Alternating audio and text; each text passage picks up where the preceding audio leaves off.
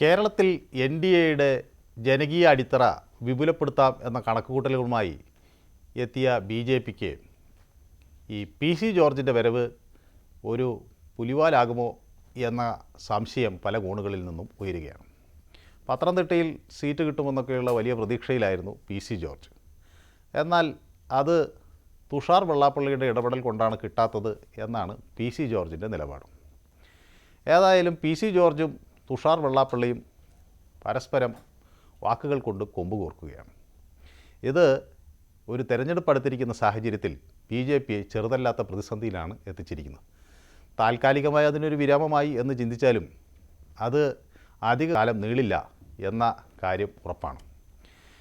ഈ പി.സി. ജോർജിനെതിരെ ആദ്യം ഒരു വെടിപൊട്ടിച്ചത്, അതായത് അദ്ദേഹം ബി.ജെ.പിയിൽ വന്നതിന് ശേഷം ആദ്യമായി വാളെടുത്തത് വെള്ളാപ്പള്ളി നടേശനാണ്. പി.സി. ജോർജ് ഒരു ദരിദ്രവാസിയാണ് എന്ന ഒരു പ്രതികരണമാണ് വെള്ളാപ്പള്ളി നടത്തിയത്.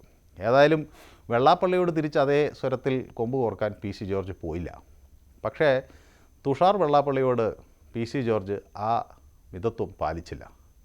4-3 7 വോട്ടില്ലാത്തവരൊക്കെ വലിയ മുഴപ്പ് കാണിച്ച് മുന്നോട്ട് വന്നാൽ അവർക്ക് സിന്ദാബാദ് വിളിക്കാൻ തന്നെ കിട്ടില്ല എന്ന നിലപാടാണ് പി.സി. ജോർജ് ആവർത്തിച്ചത്. അതുകൊണ്ട് തന്നെ തുഷാറും പി.സി. ജോർജും ഇനി ഒരു വഞ്ചിയിൽ പോകുമോ എന്ന കാര്യം സംശയമാണ്. ബി.ഡി.ജെ.എസിനെ സംബന്ധിച്ചിടത്തോളം പി.സി. ജോർജിൻ്റെ വരവ് ചെറിയ ആശങ്കയ്ക്കാണ് വഴിവെച്ചിട്ടുള്ളത്. ബി.ജെ.പിക്ക് കാര്യമായി ഒരു പിന്തുണ നൽകാൻ ബി.ഡി.ജെ.എസിന് കഴിഞ്ഞില്ല എന്ന ആരോപണം ബി.ജെ.പിക്ക് അകത്ത് തന്നെയുണ്ട്. കൂടുതൽ വോട്ടുകളൊന്നും ബി.ജെ.പിയിലേക്കോ എൻ.ഡി.എയിലേക്കോ കൊണ്ടുവരാൻ ഈ ബി.ഡി.ജെ.എസിൻ്റെ സഹായം കൊണ്ട് കഴിഞ്ഞില്ല എന്നാണ് പാർട്ടിക്കകത്ത് ബി.ജെ.പിക്കകത്തെ ഒരു വിലയിരുത്തൽ. അതുപോലെ തദ്ദേശ സ്വയംഭരണ സ്ഥാപനങ്ങളിലേക്ക് നടന്ന തെരഞ്ഞെടുപ്പുകളിലൊന്നും വലിയ വിജയമൊന്നും അല്ലെങ്കിൽ മെച്ചപ്പെട്ടൊരു പെർഫോമൻസ് ഒന്നും കാഴ്ചവെക്കാൻ ബി.ഡി.ജെ.എസിന് കഴിഞ്ഞിട്ടുമില്ല എന്നാണ് ബി.ജെ.പി മനസ്സിലാക്കുന്നത്. ആ സാഹചര്യത്തിലാണ് പി.സി. ജോർജ് ബി.ജെ.പിയിലേക്ക് വരുന്നത്. അപ്പോൾ പി.സി. ജോർജും അതുപോലെ തുഷാർ വെള്ളാപ്പള്ളിയും ഏറ്റുമുട്ടുമ്പോൾ ഇത് പാർട്ടി ആർക്കൊപ്പം നിൽക്കണം എന്ന കാര്യത്തിൽ ഒരല്പം ആശങ്കയിലാണ്. ഈ തെരഞ്ഞെടുപ്പ് ആയതുകൊണ്ട് പത്തനംതിട്ടയിൽ ഒരല്പം വോട്ടുകൾ സ്വാധീനിക്കാൻ ശേഷിയുള്ള ആളാണ് പി.സി. ജോർജ് എന്ന കാര്യത്തിൽ തർക്കമില്ല. അദ്ദേഹത്തിന് അവിടെ പൂഞ്ഞാർ നിയോജക മണ്ഡലത്തിൽ കുറേ വോട്ടർമാരെ സ്വാധീനിക്കാനൊക്കെയുള്ള കരുത്തുള്ളയാളാണ്. അതേ സമയം അനിൽ ആൻ്റണി കേരളത്തിൽ അത്ര കണ്ട് പരിചിതനായ ഒരാളല്ല. എ.കെ. ആൻ്റണിയുടെ മകൻ എന്നതിനപ്പുറത്തേക്ക് തെരഞ്ഞെടുപ്പ് രാഷ്ട്രീയത്തിൽ അത്രയൊന്നും സജീവമായിട്ടില്ലാത്ത ഒരാളാണ് അനിൽ ആൻ്റണി. അതുകൊണ്ട് തന്നെ പി.സി. ജോർജിനെ പോലെ ഒരാളുടെ സഹായം തനിക്ക് ആവശ്യമാണ് എന്ന് ആദ്യഘട്ടത്തിൽ തന്നെ അനിൽ ആൻ്റണിക്ക് ബോധ്യപ്പെട്ടിട്ടുണ്ട്. അതുകൊണ്ടാണ് എ.കെ. ആൻ്റണിയുടെ രാഷ്ട്രീയ തന്ത്രത്തെക്കുറിച്ചൊക്കെ നമുക്കറിയാം. അദ്ദേഹത്തിൻ്റെ മകനും അതിൻ്റെ ചെറിയ ഗുണങ്ങൾ കിട്ടാതിരിക്കില്ല. അതുകൊണ്ടാണ് അനിൽ ആൻ്റണി ആദ്യഘട്ടത്തിൽ തന്നെ പി.സി. ജോർജിനെ വീട്ടിൽ ചെന്ന് കാണുകയും അദ്ദേഹം നൽകിയ മധുരപലഹാരങ്ങളൊക്കെ കഴിച്ച് അദ്ദേഹത്തെ പുകഴ്ത്തുകയുമൊക്കെ ചെയ്തു. കാരണം ഈ പി.സി. ജോർജ് പുകഴ്ത്തലിൽ വീഴുന്ന ഒരാളാണ് എന്ന് സ്വതവേ ഈ രാഷ്ട്രീയ കേന്ദ്രങ്ങളിൽ ഒരു ചർച്ചാ വിഷയമുണ്ട്. ഏതായാലും പി.സി. ജോർജ് അതിൽ വീണു എന്ന് വേണം കരുതാൻ. പത്തനംതിട്ടയിൽ സീറ്റ് കിട്ടാത്തതിൻ്റെ വിഷമമൊക്കെ മാറ്റിവെച്ച് അനിൽ ആൻ്റണിക്ക് വേണ്ടി പ്രചാരണത്തിന് ഇറങ്ങുമെന്നും സഭകളുടെ പിന്തുണ ഉറപ്പാക്കാൻ തന്നാൽ കഴിയുന്ന പ്രവൃത്തികളൊക്കെ ചെയ്യും എന്നും പി.സി. ജോർജ് പറഞ്ഞിട്ടുണ്ട്. പക്ഷേ പ്രശ്നം തുഷാറുമായിട്ടാണ്. തുഷാർ മത്സരിക്കുന്നിടത്ത് പ്രചരണത്തിന് പോകില്ല എന്ന നിലപാടിൽ തന്നെയാണ് പി.സി. ജോർജ്.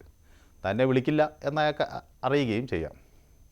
എന്നാൽ വിളിക്കാത്തടത്ത് പോകാൻ താനൊരു ചന്തയല്ല എന്നാണ് പി.സി. ജോർജ് ഈ സംഭവത്തെക്കുറിച്ച് പറഞ്ഞത്. അപ്പോൾ വരും ദിവസങ്ങളിൽ ഈ തെരഞ്ഞെടുപ്പ് അംഗം മുറുകുമ്പോൾ പലതരത്തിലുള്ള പ്രതികരണങ്ങൾ ഇരു നേതാക്കളുടെയും ഭാഗത്തു നിന്ന് സ്വാഭാവികമായും ഉണ്ടാകും. ചിലപ്പോൾ ബി.ജെ.പിക്ക് തെരഞ്ഞെടുപ്പ് മുന്നിൽ ഉണ്ട് എന്നുള്ളത് കൊണ്ട് തന്നെ ഇത് പറഞ്ഞു നിർത്താൻ കഴിഞ്ഞെന്നും വരാം. പക്ഷേ തെരഞ്ഞെടുപ്പ് കഴിയുന്നൊരു സാഹചര്യത്തിൽ ഇത് ഏത് തരത്തിലേക്ക് പൊട്ടിത്തെറിക്കും എന്ന് വ്യക്തമല്ല.